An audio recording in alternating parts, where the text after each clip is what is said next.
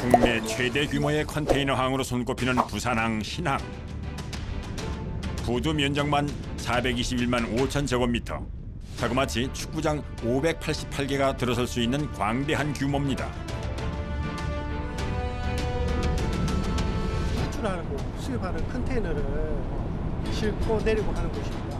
5개 터미널이 있고 이제 추가로 이제 공사가 완료되면은 45개 선적 정도 입항을 할 수 있습니다.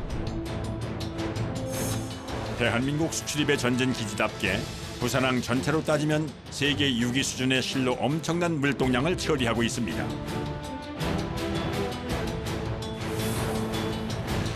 그 시각 부두 뒤편 야산 크기와 맞먹는 거대한 컨테이너 선박이 입항을 합니다. 지상에서 바라보니 그야말로 태산이 다가오는 것처럼 느껴지기도 하는데요. 이 배는 컨테이너를 주로 나르는 컨테이너 전용 운반선이라고 보시면 되겠습니다. 이 배의 길이는 350m 정도 되고 실제 그 20피트 컨테이너 기준으로 해서 15,000개를 선적할 수가 있습니다.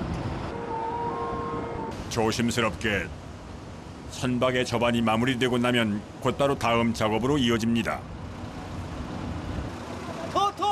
오케이. 바로 선박을 고정하는 작업인데요. 줄근다니까 배가 움직이지 못하게끔 지금 현재 이 배를 갖다가 지금 이 피트에다가 그래야만이 되기 때문에 그럴 때 배가 움직이질 않아요. 작업을 할 수도 있고 하기 때문에. 이때 밧줄의 굵기와 개수는 선박의 크기와 컨테이너의 무게 그리고 날씨 상황까지 종합적으로 고려해서 결정하게 된답니다. 선체가 일정한 장력을 유지하며 부두에 단단히 고정돼야 하기 때문에 긴장을 놓칠 수 없는 작업입니다. 엄청 무겁죠. 이게 하여튼 사람이 잘못하면 다칠 수도 있고. 왜요? 이게 워낙 배가 줄이 무겁고 하기 때문에 이 전부 다 나이 많은 사람들이 주로 일을 하고 있거든요. 이게 뭐 참 극한 이런 직업을 지금 이 나이 많은 사람들이 지금 이 선택을 해가지고 지금 하고 있는 그런 실정입니다. 선생님 연세가 어떻게 되는데요? 지금 우리는 나이가 여기 전부 다 뭐 한 70 다 넘은 사람들입니다. 선박은 항만에 머무르는 시간만큼 선사의 비용 부담이 늘어나기 때문에 신속하고 효율적인 하역 작업을 위해선 입항부터 출항까지 각각의 파트가 물 흐르듯 유기적으로 움직여야만 합니다.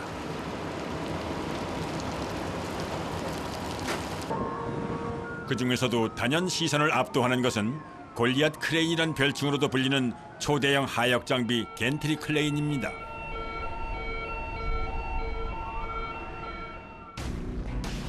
높이 50m의 육중한 덩치로 최대 80톤의 무게까지 들어올릴 수 있다고 합니다. 뿐만 아니라 부두를 따라 길게 깔려있는 주행 트랙을 따라 위치를 옮겨가면서 작업을 진행할 수도 있다는군요.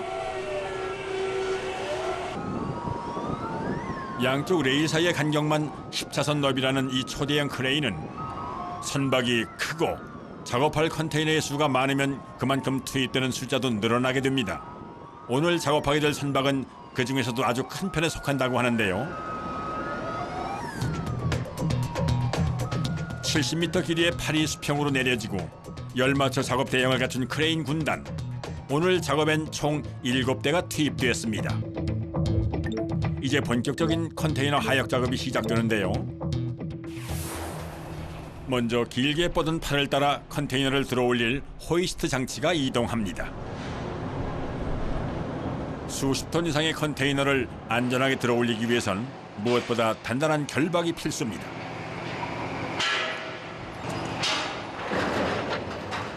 따라서 컨테이너 모서리에 있는 구멍과 호이스트 집게 부분의 원추형 연결 장치가 완전히 결합돼야만 움직이게 된다는군요.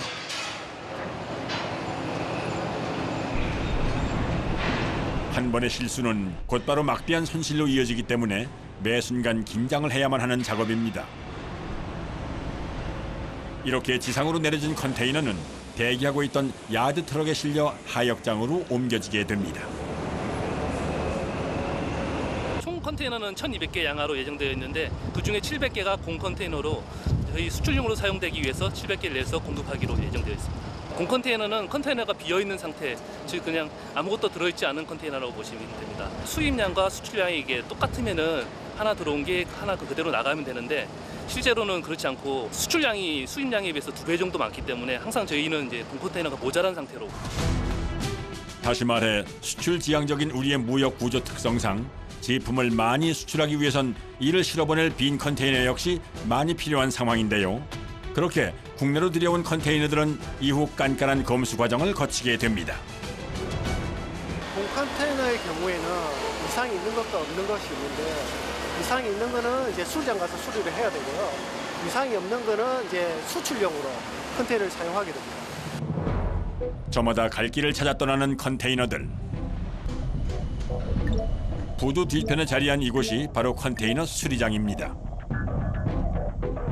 날마다 약 400개의 컨테이너가 수리를 위해 입고된답니다.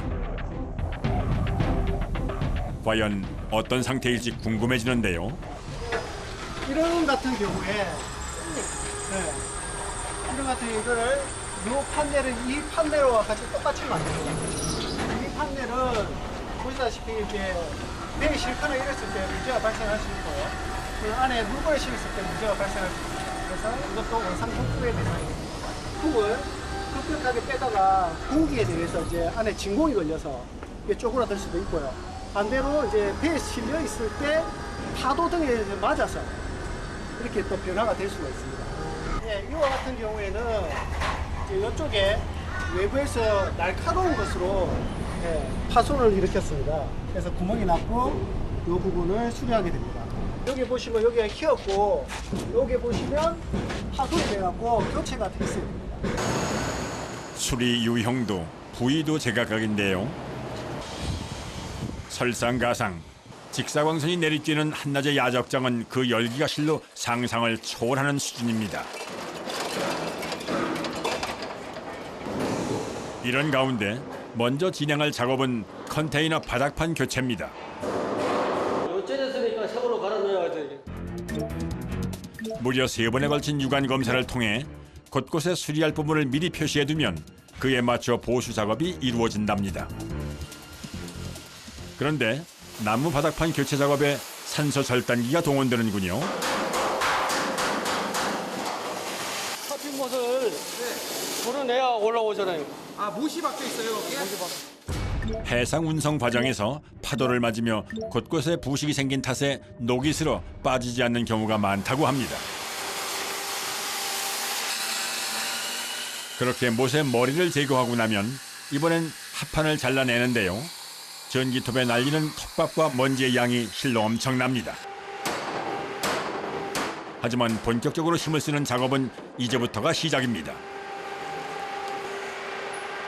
바닥 마루의 경우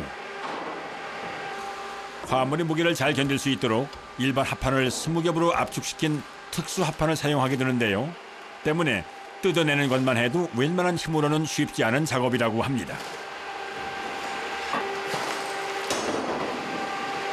합판을 끌어올릴 때가 최고 힘들죠. 잘 안 뜯어져요. 20kg 정도 되는 합판을 지고 나르는 건 외려 쉬운 편이라는 작업자. 이번엔 철골 사이에 그대로 남아있는 못자루를 빼낼 차례입니다. 결속력을 높이기 위해 나사못을 이용하기 때문에 일일이 하나씩 망치로 내리쳐가며 빼낼 수밖에는 없다고 합니다.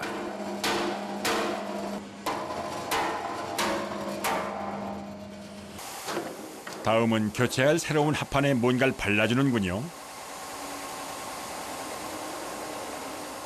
바닥에 들어가니까 네. 그러니까 이걸 발라야지 물이 나무가 빨리 썩지 말라고 하는 거예요. 아, 그럼 방수 페인트 같은 거예요? 그렇죠, 그렇죠. 녹이 생기는 것을 막아주면서 방수 기능도 하는 다목적 페인트라고 합니다. 3mm 합판이거든요, 두꺼운 거. 묽은 같은 거 넣을 때 안 부서지잖아요.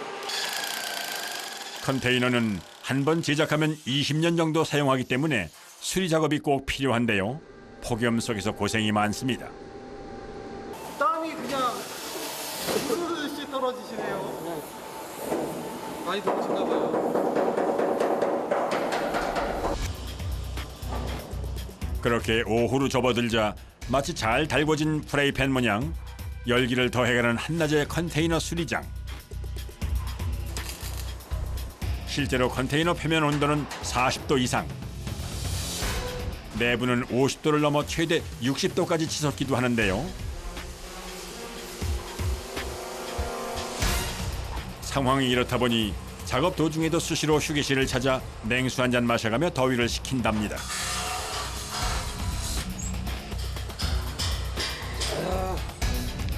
식염 포도당도 잊지 않고 챙깁니다. 소금이요, 소금. 머리 띵한 게 없어지고 그래요. 아, 소금 꼭 드셔야겠어요. 예, 지금 여름철이 되니까 아무래도 좀 힘들지요. 근데 오랫동안 이런 일을 하다 보니까 일을 안 하면 집에서 종이 쏘시 못 있어요. 그래, 움직이는 일이 습관화돼서 그래요. 아무리 익숙해졌다고는 하지만 그야말로 습식 사우나를 방불케 하는 한여름의 컨테이너 수리 작업. 아유 시원하다.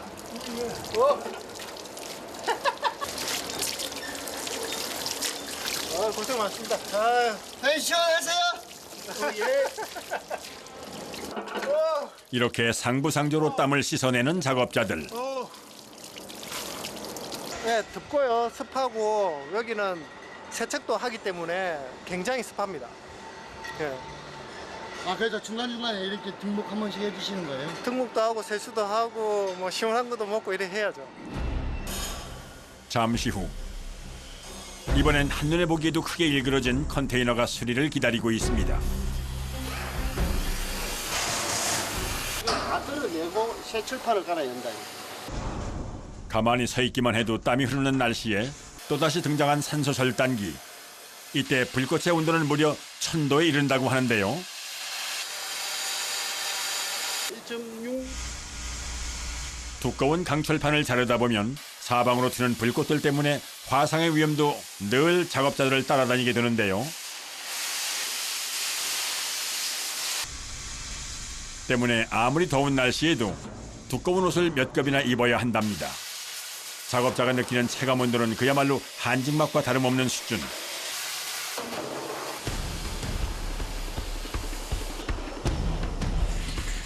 일반적으로는 10에서 30cm 내외의 철판 교체 사례가 많은 편이지만 오늘은 그 범위가 특별히 더 넓은 편이랍니다.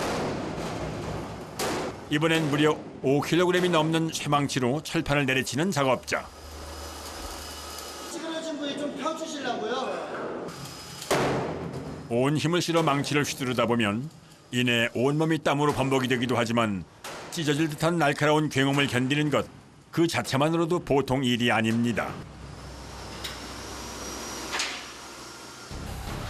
뒤를 이어 교체할 새 철판을 준비하는 작업자.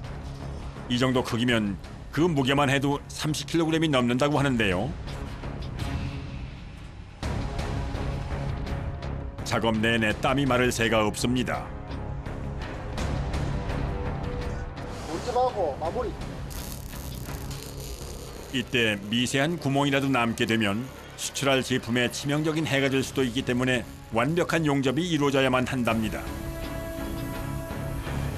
마무리 작업으로는 2번의 페인트 칠이 더해지게 되는데요. 여간 세우로 여기 안 세우고 여기 안 쓴다고. 그렇게 도장까지 끝내고 나면 철판 교체 작업이 모두 완료됩니다. 말끔하게 수리가 잘 된 것 같군요. 이 밖에도 온종일 다양한 부위의 컨테이너 수리 작업이 이어졌는데요.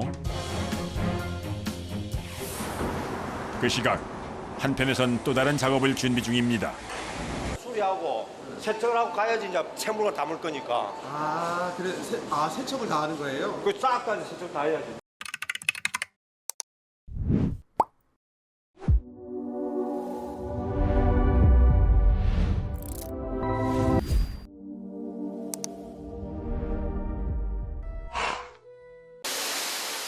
정밀한 전자제품부터 식품과 공산품에 이르기까지 다양한 물건들을 실어야 하기 때문에 세척 작업은 수리를 마무리 짓는 필수 과정이라고 하는군요. 수리 끝나고 이렇게 한 줄이 전체적으로 싹 이렇게 나가는 그 모습을 보면은 굉장히 뿌듯하죠. 예. 저희가 어찌 보면은 이거 국내에 수출하는 이 포장하는 상자를 만드는 거랑 마찬가지지 않습니까? 그래서 굉장히 뿌듯함을 느끼고 있습니다. 수출 강국, 대한민국의 최전선을 지키며 오늘도 뜨거운 땀방울을 흘리고 있을 이들의 열정과 노고에 박수를 보냅니다. 여름 휴가철, 늘어난 교통량만큼이나 눈코뜰 새 없이 바쁘다는 작업자들이 있습니다. 이맘때가 연중 가장 고되고 긴장되는 시기라고 하는데요. 연락을 받고 도착한 현장에는 사고로 인해 크게 파손된 차량이 당시의 충격을 고스란히 말해주고 있는데요. 이렇게 와서 이쪽 방향으로 이 갈림길에서 서행합니다. 보통 이런 경우에는 길을 잘못 들어서 갑자기 트는 경우에 이런 경우가 발생합니다. 도심이 아닌 자동차 전용 도로에선 아무래도 빠른 속도로 달리게 되다 보니 자칫 잘못하다가는 이렇게 사고로 이어지는 경우가 비일비재하답니다. 도로 위에선 한순간의 실수가 이렇게 엄청난 결과로 이어집니다. 차량은 물론이고 주변 시설물들까지 온전한 것들이 없을 정도인데요. 사고가 발생하게 되면 최초 인지하게 되는 경찰서라든지 보험회사의 현장 출동 업체라든지 관계된 그 레카 협력 업체라든지 연락이 오게 되면 바로 현장에 출동하게 되고요. 출동하게 돼서 2차적인 사고를 예방하기 위해서 그러니까 이들이 맡은 임무는 바로 교통사고로 파손된 각종 도로 시설물들을 원상 복구하는 것이라고 하는군요. 이른 아침부터 현장으로 출동한 시설물 복구반. 지난밤 교통사고로 인해 망가진 가드레일을 교체하는 작업이랍니다. 이쪽은 사고가 졸음운전으로 노견 가드레일을 파손시킨 겁니다. 그래서 가드레일이 없으면 눈으로 떨어지기 때문에 대형사고가 나죠. 너무 굴곡이 심하기 때문에 볼트 체결될 부분이 안 풀립니다. 그래서 일단 절단을 해서 이 장력을 좀 완화시킨 다음에 이제 풀어내야 됩니다. 이곳에서도 산소 절단기를 사용하는데요. 조심해요, 튀니까. 그런데 가드레일 판이 옆 안쪽으로 들어 있어갖고 가드레일 풀거나 절단을 하게 되면은 그 반동으로 밀려 나와요. 그러면 사람이 이렇게 옆에 서 있으면은 그 경우는 반동으로 해서 무릎 같은 거나 사람을 칠 수가 있어요. 그래서 그게 위험하다는 이야기예요. 하마터면 큰일 날 뻔했습니다. 잠시 후 이번엔 굴착기까지 동원됩니다. 절단된 폐 가드레일 판을 신속하게 제거해야 하기 때문입니다. 뿐만 아니라 가드레일 판을 지지하던 지주를 뽑아내는데도 굴착기의 힘이 필요한 상황.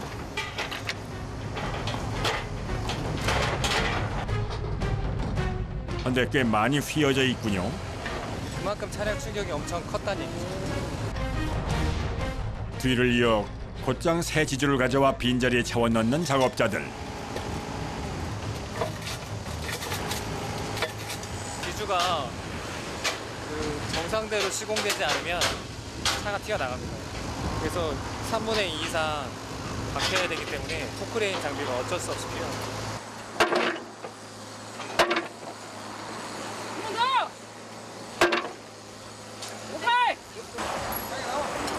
2m짜리 지주가 3분의 2 이상 깊게 자리를 잡고 나면 이번엔 새 가드레일 판을 붙일 차례. 들어!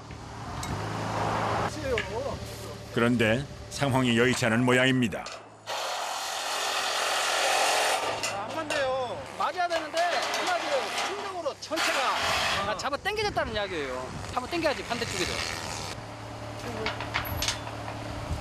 장정 두 사람이 힘껏 잡아당겨 벌어진 간격을 맞추는 사이 나머지 작업자들은 서둘러 볼트를 체결합니다. 도로 통제를 장시간 할 수도 없기 때문에 작업자들의 손길이 더욱더 빨라질 수밖에는 없다고 합니다. 마지막으로 쇠사슬까지 동원해 단단히 고정해주면 작업이 마무리됩니다. 이렇게 가드레일 3칸을 교체하는 데만 3시간여가 소요됐습니다. 어느덧 해는 중천에 떠올랐지만 그늘 한 점 없는 도로 위의 작업은 아직도 끝나질 않았습니다. 볼트 체결 부위를 다시 한번 단단히 고정시킨 뒤에야 작업이 끝나게 되는데요. 더우신가 봐요. 아유 죽겠어요. 이 아스콘팅에서 올라오는 슌짐이 엄청나요. 여기다 계단 딱 깨버리잖아요. 후떡날 프라이 돼버려요 진짜. 그 정도로. 네. 아스팔트 표면 온도를 확인해 보니 무려 50도에 육박하는 상황. 작업자들의 고충이 이만저만이 아닙니다. 자, 오늘 안전하게 마무리 잘했습니다. 화이팅! 고생했습니다. 폭염 속에서도 분초를 다투며 고군분투하는 작업자들. 휴가철이면 출동 건수도 상당하다고 합니다. 한 100건 정도 해요. 한 달에 100건 정도. 뭐 하루에 한 3건, 4건을 하신단 말씀이죠. 예. 그러니까 다른 현장으로 가봐야 돼요. 쉴 틈 없이 이어지는 복구 작업. 이번엔 또 어떤 현장일까요?